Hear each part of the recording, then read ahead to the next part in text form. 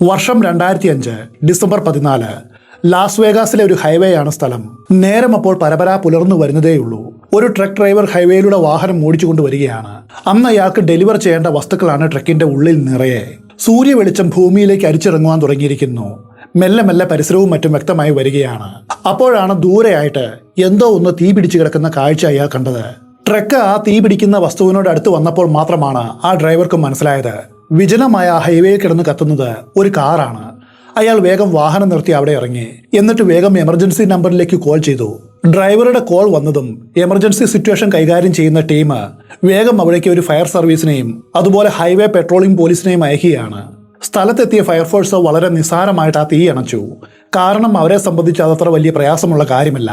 വലിയ തീപിടുത്തമൊന്നുമല്ല ഇവിടെ നടന്നിട്ടുള്ളത്. ഒരു കാർ കത്തുകയാണ്, അത്രമാത്രം. തീയെല്ലാം അണഞ്ഞതും പോലീസും ഫയർഫോഴ്സ് ടീമും ആ കാറിന്റെ ഉൾവശമാകെ പരിശോധിക്കാൻ തുടങ്ങി. അപ്പോഴാണ് ഞെട്ടിക്കുന്ന ഒരു കാര്യം അവർ കണ്ടെത്തിയത്. ആ കാറിന്റെ ഡിക്കിയിൽ ഒരു ശരീരം കിടക്കുന്നു. ഒരു പെണ്ണിന്റെ കത്തിക്കരിഞ്ഞ ശരീരം. ശ്രദ്ധിക്കണം, ഡ്രൈവിംഗ് സീറ്റിലല്ല ജഡം കിടക്കുന്നത്, മറിച്ച് കാറിന്റെ ഡിക്കിയുടെ ഉള്ളിലാണ്. ഒരു ക്രൈം നടന്നിരിക്കുവാനുള്ള എല്ലാ സാധ്യതയുമുണ്ട്. ഇവിടെ മുതലാണ് ഈ കഥയുടെ ആരംഭം, നമ്മുടെ ഇൻട്രോയുടെയും.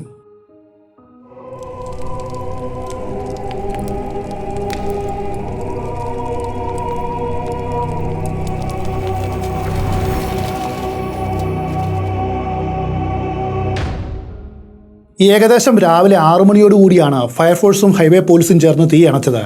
അപ്പോഴാണ് മുഖമാകെ ഡക്ടേപ്പ് കൊണ്ട് ചുറ്റിയ നിലയിൽ ഒരു സ്ത്രീയുടെ ജഡം അതിനുള്ളിൽ കിടക്കുന്നത് അവർ കണ്ടത്. വേഗം തന്നെ മേലധികാരികളെ വിവരം അറിയിച്ചു.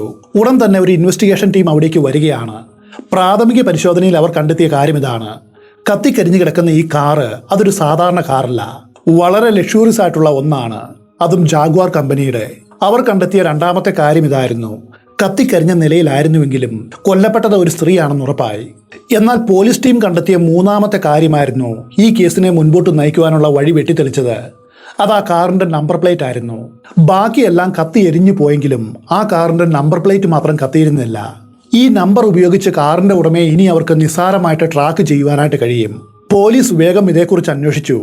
രജിസ്റ്റർ ഓഫീസിൽ നിന്നും അവർക്ക് കിട്ടിയ മറുപടി ഇതായിരുന്നു. കെല്ലി റയാൻ എന്ന ഒരാളുടെ പേരിലാണ് ഈ കാർ രജിസ്റ്റർ ചെയ്തിട്ടുള്ളത്. കെല്ലി റയാനെ അറിയാത്തവരായിട്ട് അമേരിക്കയിൽ ആരുമില്ല. കാരണം അവർ ഒരു ലേഡി ബോഡി ബിൽഡറാണ്. ധാരാളം പരസ്യങ്ങളിൽ അഭിനയിച്ചിട്ടുണ്ട്. മാത്രവുമല്ല നിരവധി മത്സരങ്ങളിൽ പങ്കെടുത്ത വിജയിയുമാണ്. ഇപ്പോഴുള്ള അവസ്ഥ ഇതാണ്. ലാസ് വേഗാസിലെ ഹൈവേയിലെ വിജനമായിട്ടുള്ള ഒരിടത്ത് വെച്ച് ഒരു കാർ കത്തിക്കരിഞ്ഞ നിലയെ കണ്ടെത്തുന്നു. കാറിന്റെ ഉടമ കെല്ലി റയാനാണ്. ആ കാറിന്റെ ഡിക്കിയിൽ നിന്നും ഒരു സ്ത്രീയുടെ കത്തിക്കരിഞ്ഞ ശരീരം കണ്ടെത്തുന്നു.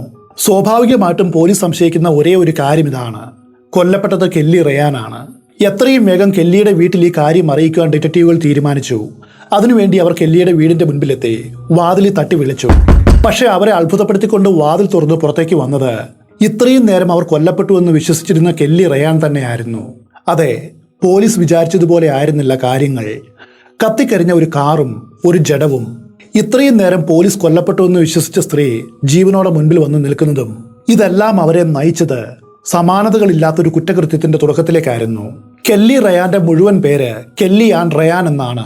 ഭർത്താവിന്റെ പേര് ക്രെയ്ഗ് ടൈറ്റസ്. രണ്ടുപേരും ബോഡി ബിൽഡർമാരാണ്. ഇരുവരും ഒരുമിച്ച് ധാരാളം ബോഡി ബിൽഡിംഗ് കോമ്പറ്റീഷനുകളിൽ പങ്കെടുത്തിട്ടുണ്ട്.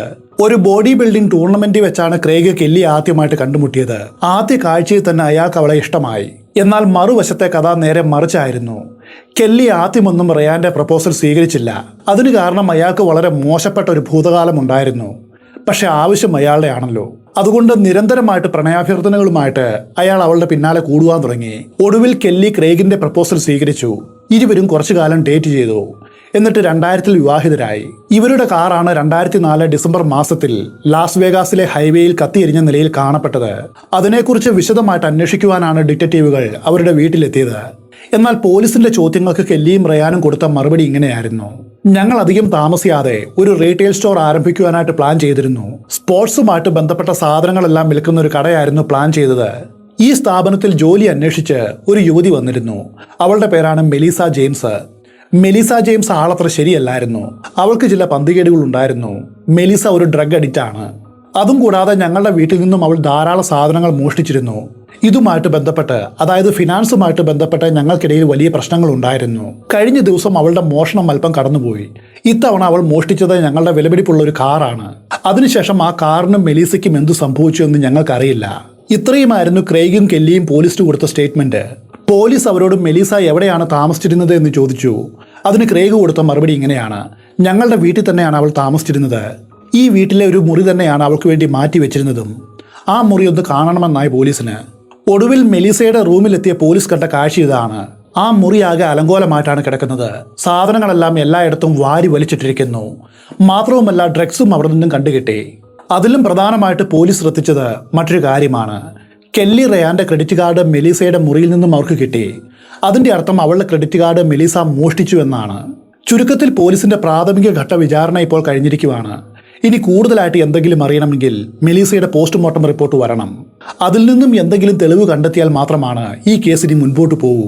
ഇതുവരെയുമുള്ള കാര്യങ്ങൾ പഠിച്ച പോലീസിന് ഒരു കാര്യത്തിൽ നല്ല ഉറപ്പുണ്ടായിരുന്നു: ഇതൊരു സാധാരണ അപകടമല്ല, മറിച്ച് ഒരു കൊലപാതകമാകുവാനാണ് കൂടുതൽ സാധ്യത. പക്ഷേ അത് ശാസ്ത്രീയമായിട്ട് ഉറപ്പിക്കണമെങ്കിൽ പോസ്റ്റ്മോർട്ടം റിപ്പോർട്ട് വരണം. അതിന്റെ അടുത്ത ദിവസം, അതായത് ഡിസംബർ 15-ാം തീയതി മെലീസയുടെ പോസ്റ്റ്മോർട്ടം റിപ്പോർട്ട് പോലീസിന് കിട്ടുകയാണ്. പോലീസിന്റെ അനുമാനം വളരെ ശരിയായിരുന്നു. ഇത് വിരൽ ചൂണ്ടുന്നത് ഒരു കൊലപാതകത്തിലേക്കാണ്. മാത്രവുമല്ല, ഈ കുറ്റം ചെയ്യുവാനായിട്ട് സാധ്യതയുണ്ടെന്ന് അവർ സംശയിച്ച പ്രതികൾ അത് വേറെ ആരുമായിരുന്നില്ല, കെല്ലിയും റയാനുമായിരുന്നു. കാരണം അവരുടെ വീട്ടിലെ ജോലിക്കാരിയാണ് മെലീസ. മെലീസയുടെ ജഡം കണ്ടുകിട്ടുന്നതാവട്ടെ അവരുടെ കാറിന്റെ ഡിക്കിയിൽ നിന്നും. കൂടാതെ മെലീസയുടെ മുറി പരിശോധിച്ചപ്പോൾ പോലീസ് ഒരു കാര്യം ശ്രദ്ധിച്ചിരുന്നു. കെല്ലിയുടെ മോഷണം പോയെന്ന് പറയുന്ന ക്രെഡിറ്റ് കാർഡ് എല്ലാവർക്കും കാണുന്ന വിധത്തിൽ മുറിയുടെ മധ്യത്തിലുള്ള ഒരു ടേബിളിലാണ് കിടന്നത്.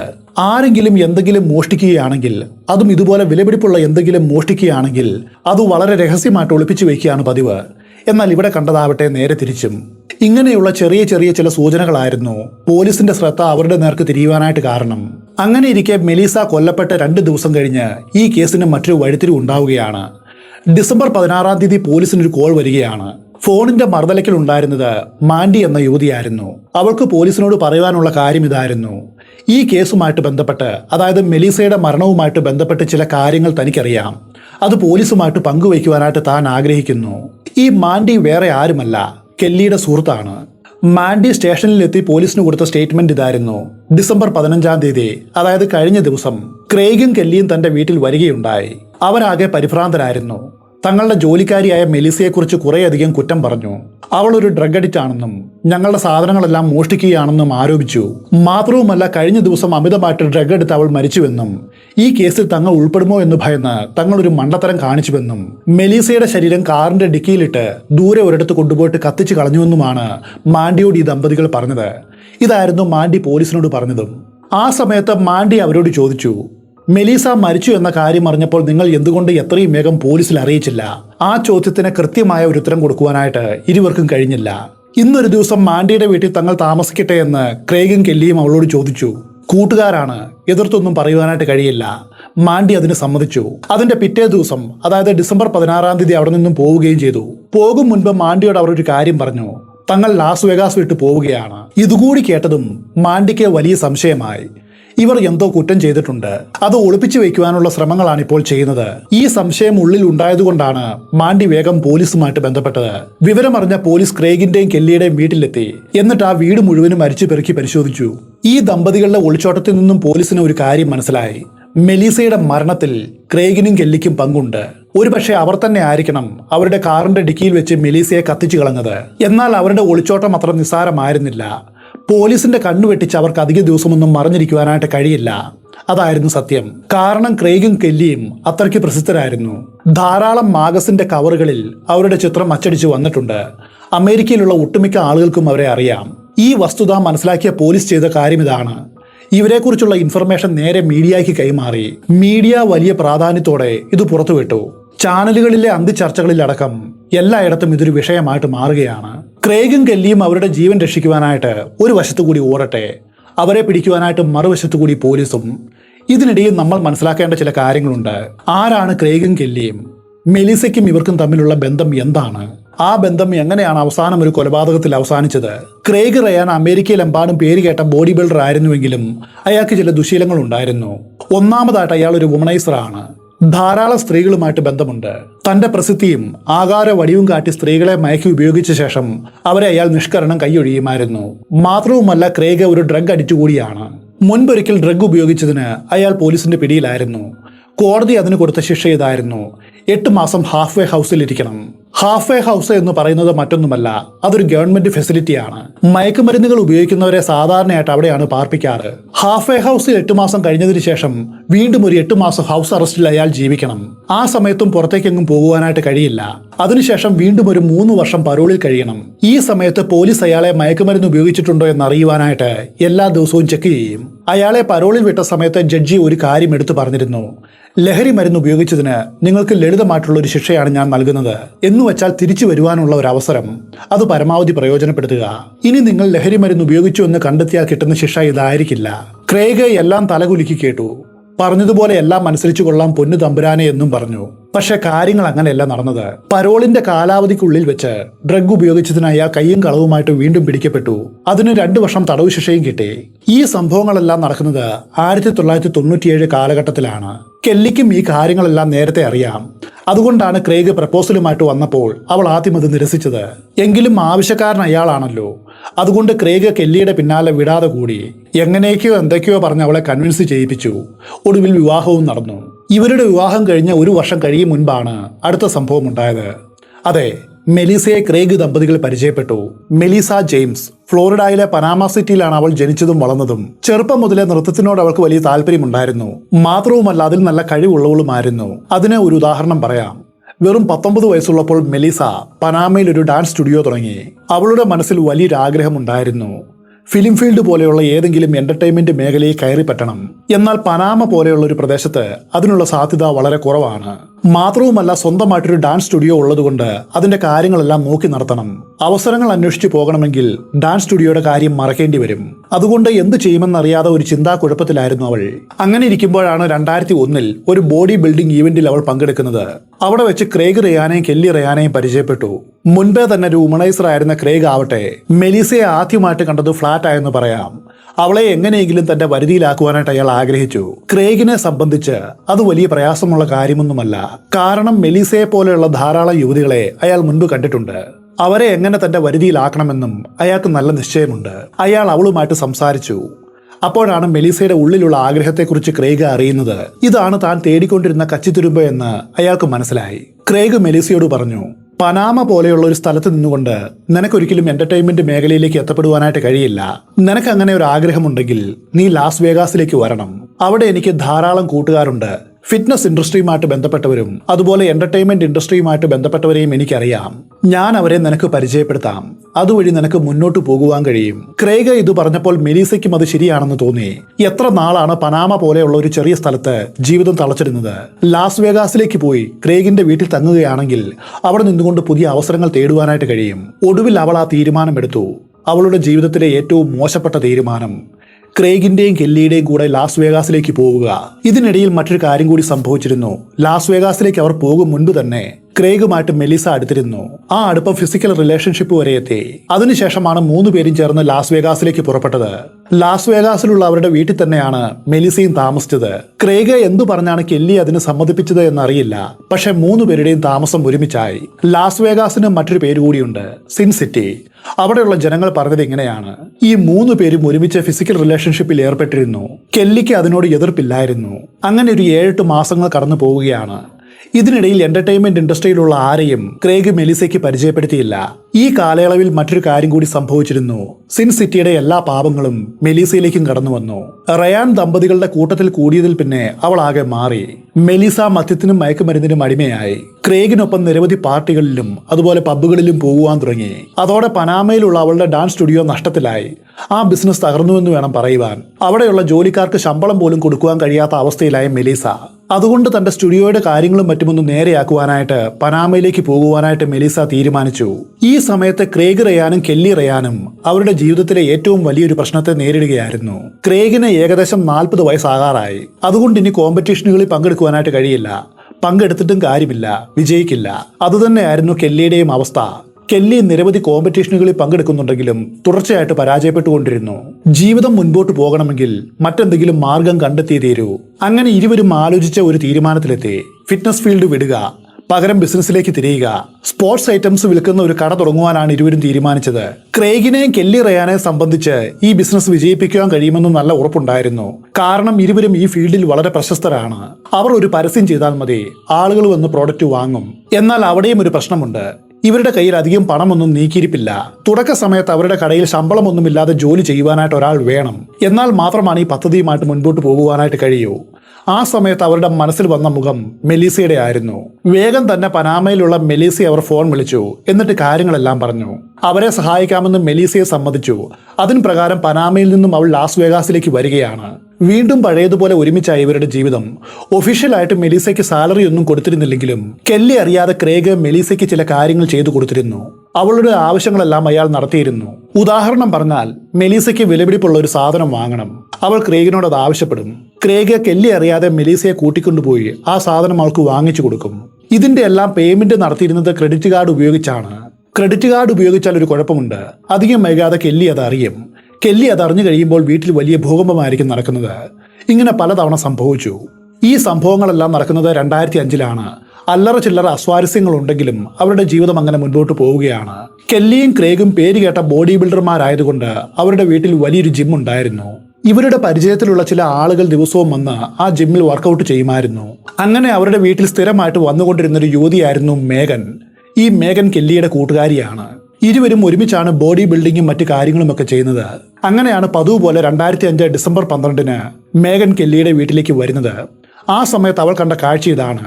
കെല്ലിയും മെലീസയും തമ്മിൽ വലിയ വഴക്ക് നടക്കുകയാണ്. തന്റെ ക്രെഡിറ്റ് കാർഡ് ഉയർത്തിപ്പിടിച്ചുകൊണ്ട് കെല്ലി അലറുകയാണ്. ഇതിൽ പറഞ്ഞിട്ടുള്ള സാധനങ്ങളൊന്നും ഞാൻ മേടിച്ചിട്ടില്ല, അത് നീയാണ് മേടിച്ചത്. നീ ഒരു കള്ളിയാണ്, വിശ്വാസവഞ്ചകിയാണ്. ഇതായിരുന്നു അവരുടെ ആരോപണം. അതേ സമയത്ത് മെലീസ ഈ ആരോപണത്തെ എതിർക്കുന്നുണ്ട്. താൻ കള്ളിയല്ല എന്നവൾ ആവർത്തിച്ചു പറയുന്നുമുണ്ട്. മേഗൻ ആ സമയത്ത് അവിടെ വന്നതുകൊണ്ട് കെല്ലി കൂടുതലായിട്ടൊന്നും പറഞ്ഞില്ല. ആ വഴക്ക് അവിടെ വെച്ച് അവസാനിച്ചു. എന്നാൽ മേഗൻ ആ വീട്ടിൽ നിന്നും ഇറങ്ങിയതിന്റെ പിന്നാലെ വഴക്ക് പുനരാരംഭിച്ചു. കെല്ലി വീണ്ടും വീണ്ടും മെലീസയെ കള്ളി കള്ളി എന്ന് വിളിച്ച് ആക്ഷേപിച്ചു. അവൾക്ക് ഉൾക്കൊള്ളുവാനായിട്ട് കഴിയാത്ത ഒന്നായിരുന്നു ഇത്. അന്നേ ദിവസം ആ വീട്ടിൽ വലിയ വഴക്കാണ് നടന്നത്. ഒരു ഘട്ടത്തിൽ ക്രേഗിന് ഈ രണ്ട് പെണ്ണുങ്ങളുടെയും വഴക്ക് കണ്ട് സഹികെട്ടു. ഇതിനി മുൻപോട്ട് കൊണ്ടുപോകുവാനായിട്ട് കഴിയില്ല എന്ന് അയാൾക്ക് മനസ്സിലായി. മെലീസയെ പനാമയിലേക്ക് തന്നെ മടക്കി അയക്കുവാനായിട്ട് അയാൾ തീരുമാനിച്ചു. എന്നാൽ അപ്പോഴേക്ക് സമയം രാത്രി 10 മണിയായിരുന്നു. നേരം ഇത്രയും വൈകിയതുകൊണ്ട് പനാമയിലേക്ക് അവളെ വണ്ടി കയറ്റി വിടുവാനും കഴിയില്ല എന്ന് വിചാരിച്ച് ഈ സാഹചര്യത്തിൽ ഈ വീട്ടിൽ അവളെ താമസിപ്പിക്കുവാനും കഴിയില്ല. കാരണം വഴക്ക് വീണ്ടും മുറുകത്തേ ഉള്ളൂ. അതുകൊണ്ട് ക്രേഗ് ഒരു കാര്യം ചെയ്തു. മെലീസയെ കൂട്ടിക്കൊണ്ടുപോയിട്ട് ഒരു ഹോട്ടലിൽ മുറിയെടുത്തു. പിന്നെ അവളോടൊപ്പം അല്പസമയം അവിടെ ചെലവഴിച്ചു. രാത്രി 1 മണിയോടെയാണ് അയാൾ സ്വന്തം വീട്ടിൽ മടങ്ങിയെത്തിയത്. ആ സമയത്തും കെല്ലിയുടെ കോപം അടങ്ങിയിരുന്നില്ല. അത് പൂർവാധികം ശക്തി പ്രാപിച്ചിരിക്കുകയായിരുന്നു.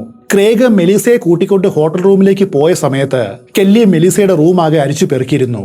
ആ പരിശോധനയിൽ ചില തെളിവുകൾ കെല്ലിക്ക് കിട്ടുകയാണ്. ഇവരുടെ സ്ഥാപനത്തിൽ മെലീസ തിരിമറി കാണിച്ച് പണം മോഷ്ടിച്ചതിന്റെ രേഖകളായിരുന്നു അത്. ഈ തെളിവ് കണ്ടതും ക്രേഗിനും മെലീസയോട് വല്ലാത്ത ദേഷ്യമായി. അതിന്റെ അടുത്ത ദിവസം ഹോട്ടൽ മുറിയിൽ നിന്നും ക്രേഗ് മെലീസയെ കൂട്ടിക്കൊണ്ട് വീട്ടിലേക്ക് വരികയാണ്. എന്നിട്ട് അവളോട് ഇങ്ങനെ പറഞ്ഞു, നിന്റെ സാധനങ്ങളെല്ലാം പാക്ക് ചെയ്തോളൂ, നിന്നെ പനാമയിലേക്ക് തന്നെ മടക്കി അയക്കുകയാണ്. മെലീസയും അതുപോലെ അവളുടെ സാധനങ്ങൾ പാക്ക് ചെയ്യുവാൻ തുടങ്ങി. ആ സമയത്ത് കെല്ലി അവരുടെ വീടിന്റെ മുകൾ നിലയിലെ ബെഡ്റൂമിലായിരുന്നു. പെട്ടെന്നാണ് ഒരു സംഭവം ഉണ്ടായത്. മെലീസ ഒരു ടേസറുമായിട്ട് ആ ബെഡ്റൂമിന്റെ ഉള്ളിലേക്ക് പാഞ്ഞു വന്നു. ടേസർ എന്ന് പറഞ്ഞാൽ മറ്റൊന്നുമല്ല, ഒരു ചെറിയ ഡിവൈസ് ആണ്. ഇതിലെ ഒരു സ്വിച്ചിൽ ഞെക്കിയാൽ അതിൽ നിന്ന് ഹൈ വോൾട്ടേജ് ഇലക്ട്രിസിറ്റി പ്രവഹിക്കും. ഒരു മനുഷ്യനെ അല്പസമയത്തേക്ക് നിശ്ചലനാക്കുവാനായിട്ട് ഈ ഇലക്ട്രിസിറ്റി ധാരാളമാണ്. ശരിക്കും പറഞ്ഞാൽ ഒരു മാരകായുധമെന്ന് പറയാം. അങ്ങനെയുള്ള ഒരു ടേസറും എടുത്തുകൊണ്ടാണ് മെലീസ ബെഡ്റൂമിലേക്ക് കയറി വന്നത്. വന്ന പാടെ കെല്ലി അവൾ അതുപയോഗിച്ച് ആക്രമിക്കുവാനായിട്ട് ശ്രമിച്ചു. എന്നാൽ കെല്ലി ഒരു ബോഡി ബിൽഡറാണ്. മെലീസ ആകട്ടെ വെറും ഒരു ഡാൻസുകാരിയും. രണ്ടുപേരുടെയും ഫിസിക്കിന് വലിയ വ്യത്യാസമുണ്ട്. കെല്ലി നിസാരമായിട്ട് മെലീസയെ കീഴടക്കി. എന്നിട്ട് ആ ടേസർ പിടിച്ചു വാങ്ങിയിട്ട് അവളുടെ കഴുത്തിൽ തന്നെ ഷോക്ക് കൊടുത്തു. ഷോക്ക് കിട്ടിയതും മെലീസ ബോധം കെട്ട ആ മുറിയിൽ തന്നെ വീഴുകയാണ്. കെല്ലി ക്രേഗിനെ ഉച്ചത്തിൽ വിളിച്ചു. മുകളിലേക്ക് കയറി വരുവാനായിട്ട് ആവശ്യപ്പെട്ടു. ക്രേഗ് മുകളിലെത്തിയപ്പോൾ അവൾ പറഞ്ഞത് ഇങ്ങനെയാണ്: മെലീസ തന്നെ ടേസർ ഉപയോഗിച്ച് ആക്രമിക്കുവാനായിട്ട് ശ്രമിച്ചു. താൻ ഒരു പ്രകാരത്തിലാണ് രക്ഷപ്പെട്ടത്. ക്രേഗ് കലി കാരണം കണ്ണ് കാണാതിരിക്കുവാണ്. കാരണം മെലീസ അവരുടെ സ്ഥാപനത്തിൽ നിന്നും പണം മോഷ്ടിച്ചു എന്ന തെളിവ് അയാൾക്ക് കിട്ടിയത് അല്പസമയം മുൻപാണ്. ഇപ്പോഴിതാ അവൾ തന്റെ ഭാര്യയെ ആക്രമിച്ചിരിക്കുന്നു. അവളെ കൊല്ലുവാനായിട്ട് ശ്രമിച്ചിരിക്കുന്നു. സമനില നഷ്ടമായ അയാൾ അടുത്തതായിട്ട് ചെയ്ത കാര്യം ഇതാണ്. നേരെ ആ മുറിയിലേക്ക് കടന്നു വന്ന് മെലീസയെ എടുത്തുയർത്തി തോളിലിട്ടു. എന്നിട്ട് താഴത്തെ നിലയിലേക്കുള്ള സ്റ്റെപ്പുകൾ ഇറങ്ങി. സ്റ്റെപ്പിന്റെ പകുതിക്ക് വെച്ച് അവളെ തറയിലേക്ക് ആഞ്ഞെറിഞ്ഞു. അതിനുശേഷം അത് ശക്തമായിട്ട് അവളുടെ മുഖത്ത് ഇടിക്കുകയും ചവിട്ടുകയും ചെയ്തു. അതുകൊണ്ടും അയാളുടെ ദേഷ്യം അടങ്ങിയില്ല. ഒരു ജനൽവിരിയും അത് കെട്ടുവാനായിട്ട് ഉപയോഗിക്കുന്ന കേബിളും വലിച്ചെടുത്ത് മെലീസയുടെ കഴുത്തിൽ കുരുക്കിയിട്ട് മുറുക്കി. അധിക സമയമൊന്നും വേണ്ടി വന്നില്ല അവളുടെ ജീവൻ പോകുവാനായിട്ട്. തങ്ങളുടെ ദേഷ്യമൊന്ന് ഇറങ്ങിക്കഴിഞ്ഞപ്പോൾ മാത്രമാണ് തങ്ങൾ ചെയ്ത തെറ്റ് എത്രമാത്രം ഗുരുതരമാണെന്ന് അവർക്ക് മനസ്സിലായത്. അവരാകെ ഭയന്നു വിറച്ചു. ചെയ്തിരിക്കുന്നത് ചെറിയൊരു കാര്യമല്ല, കൊലപാതകമാണ്. ഈ ക്രൈമിൽ നിന്നും അവർക്ക് രക്ഷപ്പെടണമെങ്കിൽ ഒരു കാര്യം ചെയ്തേ പറ്റൂ. മെലീസയുടെ ജഡം ആരും അറിയാതെ നശിപ്പിച്ചു കളയുക. പിന്നെ അതിനുള്ള ഒരുക്കങ്ങളാണ് അവർ നടത്തിയത്. ആ സമയത്ത് പരിഭ്രാന്തി മൂലം എന്താണ് ചെയ്യേണ്ടത് എന്നറിയാത്ത അവസ്ഥയായിരുന്നു അവർക്ക്. അവരാദ്യം മെലീസയുടെ മുഖത്തിന്റെ പാതിയോളം ഡക്ട് ടേപ്പ് ചുറ്റി. എന്നിട്ട് ആ ജഡമെടുത്ത് തങ്ങളുടെ കാറിന്റെ ഡിക്കിയിൽ കൊണ്ടിട്ടു. അത് കഴിഞ്ഞ് അല്പസമയം കഴിഞ്ഞപ്പോൾ കെല്ലി തന്റെ കൂട്ടുകാരിയായ മേഘനെ ഫോണിൽ വിളിക്കുകയാണ്. അന്ന് രാത്രി അത്താഴം കഴിക്കുവാനായിട്ട് തങ്ങളുടെ വീട്ടിലേക്ക് വരുവാനായിട്ട് മേഘനോടും ഭർത്താവിനോടും അവൾ ആവശ്യപ്പെട്ടു. അതിൻ പ്രകാരം ഡിസംബർ 13 വൈകുന്നേരം മേഘനും ഭർത്താവും കെല്ലിയുടെ വീട്ടിലേക്ക് വരികയാണ്. എന്നാൽ പതിവിന് വിപരീതമായിട്ടുള്ള ഒരു പെരുമാറ്റമായിരുന്നു ഇവരിൽ കാണപ്പെട്ടത്. കെല്ലിയും ക്രേഗും ആ വൈകുന്നേരം മുഴുവനും മെലീസയെക്കുറിച്ചുള്ള കുറ്റങ്ങളാണ് ഇവരോട് പറഞ്ഞത്. മെലീസ വളരെ മോശക്കാരിയാണ്, അവൾ ഡ്രഗ് അഡിക്റ്റ് ആണ്, അവൾ മോഷ്ടാവാണ്, ഞങ്ങളുടെ സ്ഥാപനത്തിൽ നിന്നും ഇത്രയും തുക അവൾ മോഷ്ടിച്ചു, ഞങ്ങൾ അവളെ പറഞ്ഞു വിട്ടു. തന്നെയും പിന്നെയും ഇതുതന്നെയാണ് അവർ പുലമ്പിക്കൊണ്ടിരിക്കുന്നത്. ഇതൊരു പരിധി കഴിഞ്ഞപ്പോൾ മേഘനും ഭർത്താവിനും തോന്നുകയാണ് അത്താഴം കഴിക്കുവാനായിട്ട് ഇങ്ങോട്ടേക്ക് വരേണ്ടിയിരുന്നില്ല എന്ന്. കാരണം മറ്റു കാര്യങ്ങളൊന്നും ഇവർ സംസാരിക്കുന്നില്ല. മെലീസയുടെ കുറ്റം മാത്രമാണ് പറയുന്നത്. എങ്ങനെയെങ്കിലും ഈ വീട്ടിൽ നിന്നും ഒന്ന് രക്ഷപ്പെട്ടാൽ മതിയെന്നായി അവർക്ക്. അന്ന് രാത്രി 2 മണിയോടെ 2 കുടുംബങ്ങളും പിരിയുകയാണ്. മേഘനും ഭർത്താവും അവരുടെ വീട്ടിലേക്ക് പോകുവാനായിട്ട് എഴുന്നേറ്റു. ആ സമയത്ത് കെല്ലി ഒരു കറുത്ത ജിം ബാഗുമായിട്ട് അവരുടെ അടുക്കലെത്തി. എന്നിട്ട് ഏതാനും ആഴ്ചകൾ ഈ ബാഗ് നിങ്ങളുടെ വീട്ടിൽ സൂക്ഷിക്കാമോ എന്ന് ചോദിച്ചു. എന്താണ് ഈ ബാഗിൽ ഉള്ളതെന്ന് അവർ തിരിച്ചു ചോദിച്ചു. പ്രത്യേകിച്ചൊന്നുമില്ല, കെല്ലി മറുപടി പറഞ്ഞു. കുറച്ച് സ്പോർട്സ് ഐറ്റംസ് മാത്രമാണ്. 1-2 ആഴ്ച കഴിയുമ്പോൾ ഞങ്ങൾ തന്നെ വന്ന് വാങ്ങിക്കൊള്ളാം. എങ്ങനെയെങ്കിലും ഈ വീട്ടിൽ നിന്നും ഒന്ന് രക്ഷപ്പെട്ടാൽ മതിയെന്ന മനോനിലയിലായിരുന്നു മേഘനും ഭർത്താവും. അതുകൊണ്ട് അവർ കൂടുതലായിട്ടൊന്നും ചോദിക്കാൻ നിന്നില്ല. ആ ബാഗ് ഇങ്ങ് തന്നേക്കുമെന്ന് പറഞ്ഞു. അവർ പോയതിനു ശേഷം മെലീസയുടെ ജഡം എന്ത് ചെയ്യണമെന്ന് കെല്ലിയും ക്രേഗും കൂലങ്കുഷമായിട്ട് ആലോചിച്ചു. അവസാനം ക്രേഗ് ഒരാശയം മുൻപോട്ട് വയ്ക്കുകയാണ്. അവരുടെ കാറിൽ തന്നെ മെലീസയുടെ ജഡം കൊണ്ടുപോവുക. ലാസ് വേഗാസിലെ ഹൈവേയിൽ വിജനമായിട്ടുള്ളൊരു സ്ഥലം എത്തുമ്പോൾ അവിടെ ഇട്ട് ആ കാറടക്കം കത്തിച്ചു കളയുക. കാറോടൊപ്പം മെലീസയുടെ ജഡവും ചാമ്പലാവും. തങ്ങളെ ആരും പിടിക്കില്ല. മസിലളിയന്മാർക്ക് ബുദ്ധി ലേശം കുറവായിരിക്കുമെന്ന് പൊതുവായിട്ട് പറഞ്ഞു കേട്ടിട്ടുണ്ടല്ലോ. ഈ കഥ കേട്ടപ്പോൾ എനിക്കും അങ്ങനെയാണ് തോന്നിയത്. എന്തായാലും ഈ പദ്ധതി നടപ്പിലാക്കുവാനായിട്ട് അവർ തീരുമാനിച്ചു. ഡിസംബർ 14 അതിരാവിലെ ഏകദേശം ഒരു 3 മണിയായിട്ടുണ്ടാവും. കെല്ലി സമീപത്തുള്ളൊരു വാൾമാർട്ടിലേക്ക് പോവുകയാണ്. അവിടെ നിന്നും 6 ബോട്ടിൽ ഫ്ലെയിമബിൾ ഗ്യാസ് ലിക്വിഡ് അവൾ വാങ്ങി. ലൈറ്ററും മറ്റും നിറയ്ക്കുവാനായിട്ട് ഇത്തരം ചെറിയ ഗ്യാസ് ക്യാനുകൾ വാങ്ങുവാനായിട്ട് കിട്ടും. ഇതിന് വളരെ വലിപ്പമൊന്നുമില്ല, ചെറിയ ഗ്യാസ് ക്യാനുകളാണ്. ഇതുപയോഗിച്ച് തങ്ങളുടെ കാറ് കത്തിക്കുവാനാണ് അവർ പ്ലാൻ ഇട്ടത്. എന്നാൽ അപ്പോഴും ഒരു സംശയം ബാക്കി നിൽക്കുന്നു. ഈ ചെറിയ 6 ഗ്യാസ് ക്യാനുകൾ ഉപയോഗിച്ച് ഒരു കാറ് കത്തിക്കുവാനായിട്ട് കഴിയുമോ? ചിലപ്പോൾ കത്തിയില്ല എന്ന് വരാം. അങ്ങനെ സംഭവിച്ചാൽ അവരുടെ പ്ലാൻ മുഴുവനും അവതാളത്തിലാവും, പിടിക്കപ്പെടും. ഓൾറെഡി ഇതൊരു മണ്ടൻ പ്ലാനാണെന്ന് അവർ അപ്പോഴും അറിയുന്നില്ല. ഒടുവിൽ കാർ കത്തിക്കുവാനായിട്ട് കുറച്ച് മണ്ണെണ്ണ കൂടി വാങ്ങുവാൻ അവർ പ്ലാൻ ഇട്ടു. അതിനുവേണ്ടി അവർ സമീപിച്ചത് ആന്റണി ഗ്രോവ് എന്നയാളെയാണ്. ഈ ആന്റണി ഗ്രോവ് ക്രേഗ് റയാന്റെ വലിയ ഫാനാണ്. ഇവർ ഒരുമിച്ച് ജിമ്മിൽ വർക്കൗട്ട് ചെയ്തിട്ടുമുണ്ട്. ക്രേഗ് എന്തു പറഞ്ഞാലും എന്താ ഏതാ എന്നൊന്നും ചോദിക്കാതെ ആന്റണി കണ്ണുമടച്ചനുസരിക്കും. അത്രയ്ക്ക് ആരാധനയാണ് ഇയാൾക്ക്. എന്താ ഏതാ എന്ന് കാര്യം അന്വേഷിക്കാതെ മുന്നും പിന്നും നോക്കാതെ തങ്ങളെ സഹായിക്കാനായിട്ട് പറ്റിയ ആൾ ആന്റണിയാണെന്ന് ഇരുവർക്കും മനസ്സിലായി. അതുകൊണ്ട് അത് രാവിലെ എന്ന് പോലും ആലോചിക്കാതെ അവർ ആന്റണിയെ ഫോൺ വിളിച്ചു. എന്നിട്ട് എത്രയും വേഗം കുറച്ച് മണ്ണെണ്ണയുമായിട്ട് വരുവാനായിട്ട് ആവശ്യപ്പെട്ടു. തന്റെ ആശാനാണല്ലോ പറയുന്നത്, അനുസരിക്കാതിരിക്കുന്നത് എങ്ങനെയാണ്? ആന്റണി ചാടി എഴുന്നേറ്റ് പല്ല് പോലും തേക്കാതെ അടുത്തുള്ളൊരു ഗ്യാസ് സ്റ്റേഷനിൽ എത്തി. എന്നിട്ട് അവിടെ നിന്നും ഏതാനും ബാരൽ മണ്ണെണ്ണ വാങ്ങി തന്റെ കാറിലിട്ട് നേരെ ഇവരുടെ വീട്ടിലേക്ക് വന്നു. വീട്ടിലെത്തിയ ആന്റണിയോട് ക്രേഗ് പറഞ്ഞത് ഇതാണ്: ലാസ് വേഗാസിലെ ഹൈവേയിലൂടെ കാർ ഓടിക്കുക, ഞങ്ങൾ പിന്നാലെ വരുന്നുണ്ട്. അയാൾ പറഞ്ഞതുപോലെ ചെയ്തു. തൊട്ടു പിന്നാലെ അവരുടെ കാറിൽ കെല്ലിയും ക്രേഗുമുണ്ട്. ഏകദേശം ഒരു അരമണിക്കൂറോളം ലാസ് വേഗാസിലെ ഹൈവേയിലൂടെ 2 വാഹനങ്ങൾ സഞ്ചരിച്ചു. ഒടുവിൽ വിജനമായ ഒരു സ്ഥലത്തെത്തിയപ്പോൾ ക്രേഗ് ആന്റണിയെ ഫോണിൽ വിളിച്ചു. കാർ അവിടെ നിർത്തുവാനായിട്ട് ആവശ്യപ്പെട്ടു. അതേ സമയത്ത് കെല്ലി അവരുടെ കാറിൽ നിന്നും ഇറങ്ങി ആന്റണിയുടെ കാറിൽ പോയിരുന്നു. ക്രേഗ് ആവട്ടെ ആന്റണി കൊണ്ടുവന്ന മണ്ണെണ്ണ എടുത്ത് തന്റെ കാറിന് നേർക്ക് നടന്നു. അതിനുശേഷം കാറിന്റെ ഉള്ളിലേക്ക് ഗ്യാസ് സിലിണ്ടറും അതുപോലെ മണ്ണെണ്ണയും ഒഴിച്ചു. പിന്നെ ആന്റണിയെ ഞെട്ടിച്ചുകൊണ്ട് ക്രേഗ് ആ കാറിന് തീയിടുകയാണ്. അയാൾക്കൊന്നും മനസ്സിലായില്ല. എന്താണ് ഇവിടെ സംഭവിക്കുന്നത് എന്ന് ആന്റണി കെല്ലിയോട് ചോദിച്ചു. കെല്ലി ആകട്ടെ വാ തുറന്നൊരക്ഷരം പോലും മിണ്ടുന്നുമില്ല. കാറിന് തീയിട്ട ശേഷം അയാൾ ആന്റണിയുടെ വണ്ടിയിൽ കയറി. എന്നിട്ട് ഇങ്ങനെ പറഞ്ഞു: എത്രയും വേഗം നമുക്ക് ഇവിടെ നിന്നും പോകണം, അല്ലെങ്കിൽ പ്രശ്നമാണ്. അങ്ങനെ അവർ അവിടെ നിന്നും പോവുകയാണ്. അന്ന് രാവിലെ അതുവഴിക്ക് വന്നൊരു ട്രക്ക് ഡ്രൈവർ ഹൈവേയിൽ ഒരു കാർ നിന്ന് കത്തുന്നത് കണ്ടു. അയാൾ വേഗം പോലീസിനെ വിവരം അറിയിച്ചു.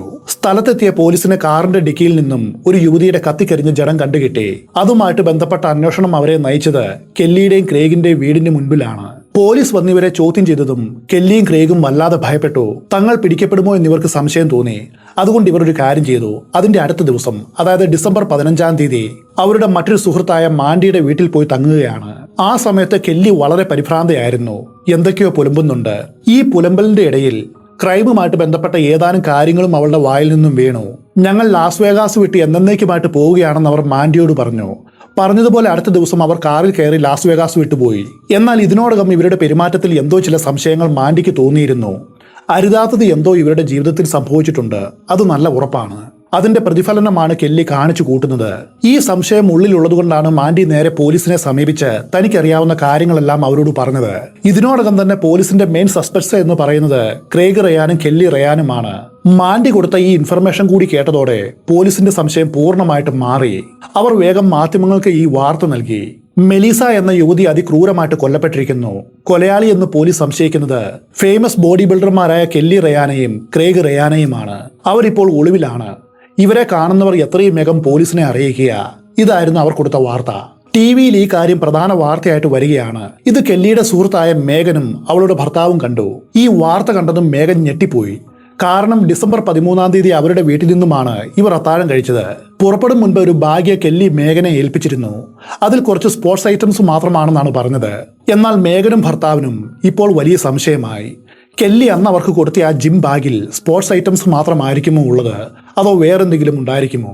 എന്തായാലും ഒരു പരീക്ഷണത്തിന് നിൽക്കുവാനായിട്ട് അവർ തയ്യാറായില്ല. ഒരു പക്ഷേ ഈ ക്രൈമുമായിട്ട് ബന്ധപ്പെട്ട എന്തെങ്കിലും തെളിവുകളായിരിക്കും ഈ ബാഗിലുള്ളത്. അത് തങ്ങളുടെ വീട്ടിലിരുന്നാൽ പിന്നീട് തങ്ങൾക്ക് വലിയ ദോഷമായിട്ട് മാറും. അതുകൊണ്ട് മേഗനും ഭർത്താവും ഒരു കാര്യം ചെയ്തു. ആ ജിം ബാഗ് തുറക്കാതെ അതുപോലെ തന്നെ പോലീസിനെ ഏൽപ്പിച്ചു. എന്തായാലും മേഗന്റെയും ഭർത്താവിന്റെയും സംശയം വളരെ ശരിയായിരുന്നു. ആ ബാഗിന്റെ ഉള്ളിൽ ഈ ക്രൈമുമായിട്ട് ബന്ധപ്പെട്ട വലിയ ഒരു തെളിവുണ്ടായിരുന്നു. അത് മറ്റൊന്നും ആയിരുന്നില്ല, മെലീസയെ കെല്ലി മയക്കുവാനായിട്ട് ഉപയോഗിച്ച ഇലക്ട്രിക് ടേസർ ആയിരുന്നു. ഇത്തരം ടേസറുകൾക്ക് ഒരു പ്രത്യേകതയുണ്ട്. അതിന്റെ ഉള്ളിൽ ഒരു ലോഗ് ഉണ്ടായിരിക്കും. ഇത് ആരെങ്കിലും ഉപയോഗിച്ചാൽ ഇന്ന തീയതിയിൽ ഇത്രാമത്തെ മണിക്കൂറിൽ അത് ഉപയോഗിച്ചു എന്ന് കൃത്യമായിട്ടും രേഖപ്പെടുത്തും. ആ ഇൻഫർമേഷൻ ആ ലോഗിൽ സേവുമായിരിക്കും. ഈ ലോഗ് പോലീസ് പരിശോധിച്ചു. അതിൽ നിന്നും അവർക്കൊരു ഇൻഫർമേഷൻ കിട്ടി. 2005 ഡിസംബർ 13-ാം തീയതി വെറും 2 നിമിഷത്തിന്റെ ഇടവേളകൾക്കുള്ളിൽ 6 തവണ ആരോ ആ ടേസർ ഉപയോഗിച്ചിട്ടുണ്ട്. അതെ, അന്ന് സംഭവിച്ച കാര്യം ഇതായിരുന്നു. തുടർച്ചയായിട്ട് കെല്ലി ഈ ടേസർ മെലീസയുടെ മേൽ പ്രയോഗിച്ചു. അവൾ മയങ്ങി വീണിട്ടും അവൾ നിർത്തിയില്ല. പോലീസ് അമേരിക്ക ഒട്ടാകെ ഇവരെ വലവീശി തിരയുവാൻ ആരംഭിച്ചു. ഈ കാര്യം കെല്ലിയും ക്രേഗും അറിയുന്നുണ്ട്. ഇനി അധികം മുൻപോട്ട് പോകുവാനായിട്ട് കഴിയില്ല എന്നവർക്ക് മനസ്സിലായി. അതുകൊണ്ട് ഇരുവരും ഒരു കാര്യം തീരുമാനിച്ചു: രാജ്യം വിട്ടു പോവുക. അമേരിക്ക വിട്ട് മറ്റേതെങ്കിലും രാജ്യത്ത് പോയിട്ട് അവിടെ ജീവിക്കുക. എന്നാൽ അവിടെയും മറ്റൊരു പ്രശ്നമുണ്ട്. ഒരു ഫ്ലൈറ്റ് ടിക്കറ്റ് വാങ്ങുവാനുള്ള പണം പോലും ഇവരുടെ കൈവശമില്ല. കുറ്റവാളികൾ രാജ്യം വിട്ടു പോകുമെന്ന് പോലീസ് നേരത്തെ അനുമാനിച്ചിരുന്നു. അതുകൊണ്ട് ഇവരുടെ ബാങ്ക് അക്കൗണ്ടും മറ്റും അവർ ഫ്രീസ് ചെയ്തു. ആ സമയത്ത് കൈവശമുള്ള അല്പം പണമല്ലാതെ ഇവരുടെ അടുക്കൽ മറ്റൊന്നുമില്ല. ആ പണം ഉപയോഗിച്ചൊരു ഫ്ലൈറ്റ് ടിക്കറ്റ് വാങ്ങുവാനും കഴിയില്ല. അതുകൊണ്ട് ബോസ്റ്റണിലുള്ള ഒരു സുഹൃത്തിനെ ഇവർ ഫോണിൽ വിളിച്ചു. എന്നിട്ട് അല്പം പണം നൽകി തങ്ങളെ സഹായിക്കുവാനായിട്ട് ആവശ്യപ്പെട്ടു. അയാൾ പണം നൽകാമെന്നും പറഞ്ഞു. അതിന് പ്രകാരം ഈ സുഹൃത്തിനെ കാണുവാനായിട്ട് അവർ ബോസ്റ്റണിലേക്ക് കാർ ഓടിച്ചു. എന്നാൽ ഇതൊരു ട്രാപ്പായിരുന്നു. ക്രേഗും കെല്ലിയും കുറ്റവാളികളാണെന്നും ചെറിയൊരു കുറ്റമല്ല, അവർ ചെയ്തത് കൊലപാതകമാണെന്നും ടിവിയിലും പത്രത്തിലും തുടർച്ചയായിട്ട് വാർത്ത വന്നുകൊണ്ടിരിക്കുന്ന സമയമാണ്. ഇതെല്ലാം ഈ സുഹൃത്തും കാണുന്നുണ്ട്. അയാൾ വേഗം തന്നെ ഈ കാര്യം FBI അറിയിച്ചു. ബോസ്റ്റൺ നഗരത്തിലേക്ക് അവരുടെ കാർ പ്രവേശിച്ചതും പോലീസ് അവരെ അറസ്റ്റ് ചെയ്തു. ഈ കേസിൽ എടുത്തു പറയേണ്ട മറ്റൊരു പ്രധാനപ്പെട്ട കാര്യം ഇതാണ്: ഡിസംബർ 12-ാം തീയതിയും 13-ാം തീയതിയും അവരുടെ വീട്ടിൽ വെച്ച് എന്താണ് നടന്നത് എന്നുള്ള സത്യം ക്രേഗിനും കെല്ലിക്കും മാത്രമാണ് അറിയൂ. അവർ പോലീസിനോട് പറഞ്ഞ കഥകളാണിതെല്ലാം. മെലീസ ഇവരുടെ സ്ഥാപനത്തിൽ നിന്നും പണം മോഷ്ടിച്ചോ? അവളാണോ കെല്ലിയെ ആദ്യം ആക്രമിച്ചത്? ഇവർ ഈ പറഞ്ഞ കഥകളെല്ലാം സത്യമാണോ? അതൊന്നും കോടതിയിൽ തെളിയിക്കുവാനായിട്ട് പോലീസിന് കഴിഞ്ഞില്ല. പക്ഷേ ഒരു കാര്യം മാത്രം തെളിവുകളുടെ അടിസ്ഥാനത്തിൽ അവർക്ക് സ്ഥാപിക്കുവാനായിട്ട് കഴിഞ്ഞു: മെലീസയുടെ മരണത്തിന് ഉത്തരവാദി കെല്ലിയും ക്രേഗുമാണ്. വിചാരണയുടെ അവസാനം ക്രേഗിന് 55 വർഷവും കെല്ലിക്ക് 13 വർഷവുമാണ് കോടതി തടവ് വിധിച്ചത്. കാരണം അവളുടെ ഡിഫൻസ് ലോയർ മുന്നോട്ട് വെച്ച വാദം ഇതായിരുന്നു: മെലീസയാണ് കെല്ലിയെ ആദ്യം ആക്രമിച്ചത്. തന്റെ സ്വയരക്ഷയ്ക്ക് വേണ്ടിയിട്ടാണ് അവൾ തിരിച്ചാക്രമിച്ചത്. മെലീസയെ കൊലപ്പെടുത്തിയതാവട്ടെ ക്രേഗ് ആണ്. അതുകൊണ്ട് അയാൾ ചെയ്ത കുറ്റമാണ് ഏറ്റവും ഗൗരവതരമായിട്ട് പരിഗണിക്കേണ്ടത്. അതുകൊണ്ടാണ് അവൾക്ക് 13 വർഷം തടവ് വിധിച്ചത്. എന്തായാലും 13 വർഷമൊന്നും അവൾക്ക് തടവിൽ കഴിയേണ്ടി വന്നില്ല. ശിക്ഷാവിധിയെ തുടർന്ന് 9 വർഷം കഴിഞ്ഞപ്പോൾ അവൾ ജയിൽ മോചിതയായി. കഴിഞ്ഞ 2017 കെല്ലി പുറത്തിറങ്ങി.